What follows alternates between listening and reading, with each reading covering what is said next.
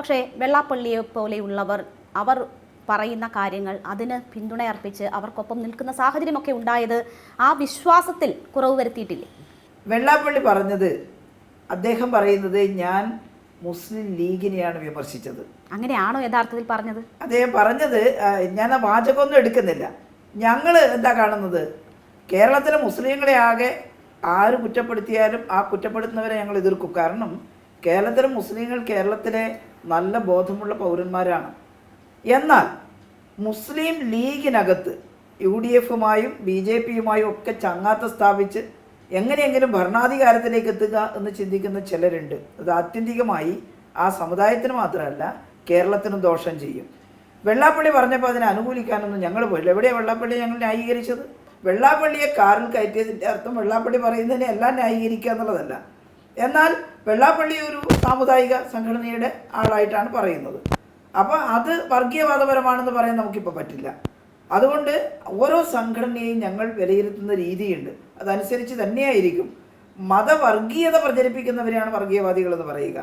ആ ഗണത്തിൽ വെള്ളാപ്പള്ളിയെ കൂട്ടേണ്ട കാര്യമില്ല.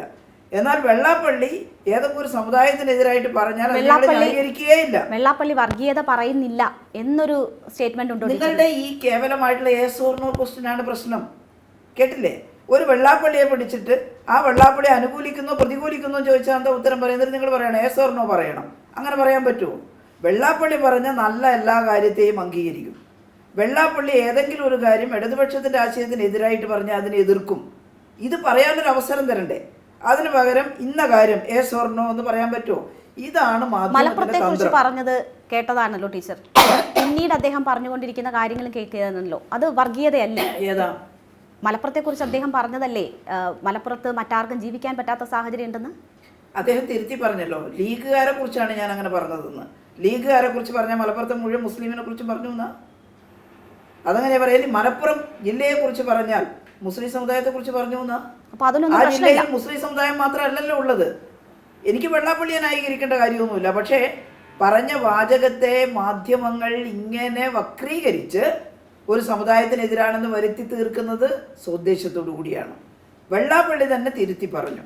വെള്ളാപ്പള്ളി പറഞ്ഞത് വെള്ളാപ്പള്ളി തന്നെ തിരുത്തി പറഞ്ഞാൽ അതെങ്കിലും മനസ്സിലാക്കണ്ടേ? അദ്ദേഹം പറഞ്ഞു, ഞാൻ ഒരു മതത്തെക്കുറിച്ച് മതത്തിലുള്ളവരെ കുറിച്ചല്ല പറഞ്ഞത്. ഞാൻ മുസ്ലിം ലീഗിനെ വിമർശിച്ചിട്ടുണ്ട്. ലീഗിൻ്റെ പോക്ക് ശരിയല്ല. ലീഗ് മുസ്ലിം ജനവിഭാഗത്തെ വഞ്ചിക്കുകയാണ്. കാരണം മുസ്ലിം ജനവിഭാഗം ആഗ്രഹിക്കാത്ത വർഗീയതയുമായി അതിനെ കൂട്ടിക്കെട്ടാൻ ശ്രമിക്കുകയാണ്. അതിൽ മുസ്ലിം സമുദായത്തിനകത്ത് ഒരുപാട് ആളുകൾക്ക് എതിർപ്പുണ്ട് വർഗീയതയുമായിട്ട് ബന്ധപ്പെടുന്നത്. ആ മതവിഭാഗത്തിൽ അഭ്യസ്തവിദ്യരായ നന്നായിട്ട് ചിന്തിക്കാൻ കഴിയുന്ന പതിനായിരക്കണക്കിന് ലക്ഷക്കണക്കിന് മനുഷ്യരാണുള്ളത്. അവരെല്ലാവരും ലീഗ് പറയുന്നത് അവതേപടി വിഴുങ്ങുന്നവരല്ല. ലീഗ് വർഗീയതയുമായി സഹകരിച്ചാൽ നിങ്ങൾ വെച്ചിട്ട് പോ, ഞങ്ങൾ വർഗീയതയുമായി സഹകരിക്കാനില്ല എന്ന് പറയുന്ന മുസ്ലിങ്ങളാണ് കേരളത്തിലുള്ളത്. അപ്പോൾ വെള്ളാപ്പള്ളി പറഞ്ഞു, ഞാൻ ലീഗിനെയാണ് വിമർശിച്ചത്. അങ്ങനെ അദ്ദേഹം പറയുന്നുണ്ടെങ്കിൽ അത് ലീഗിനെയാണ് വിമർശിച്ചത്. ഞങ്ങൾ പിന്നെ പറയണം ലീഗിനെ അല്ല എന്ന് പറയാൻ ഞങ്ങളാരാണ്?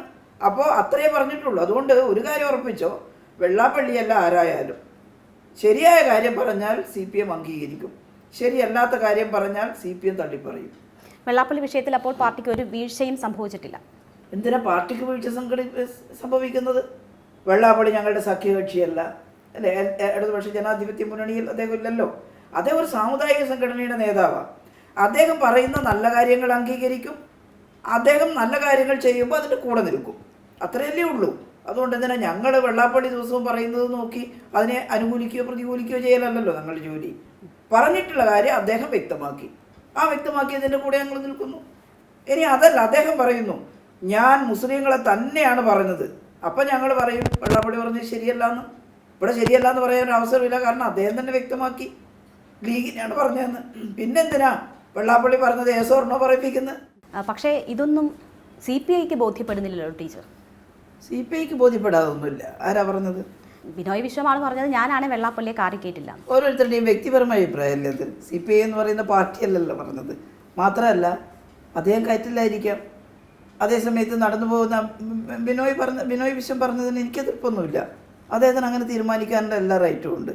അതേസമയത്ത് വഴിയെ നടന്നു പോകുമ്പം നടക്കാൻ വയ്യാതെ അല്ലെങ്കിൽ കുറച്ച് പ്രയാസപ്പെട്ട് പോകുമ്പോൾ ഒരാളെ കയറ്റാമെന്നാണ് പിണറായി വിജയൻ വിചാരിച്ചതെങ്കിൽ അതും ശരിയാണ്. അവർ രണ്ടു പേര് പറഞ്ഞത് ശരിയാണ്. അതിലെന്താ വലിയ തർക്ക വിഷയമുള്ളത്?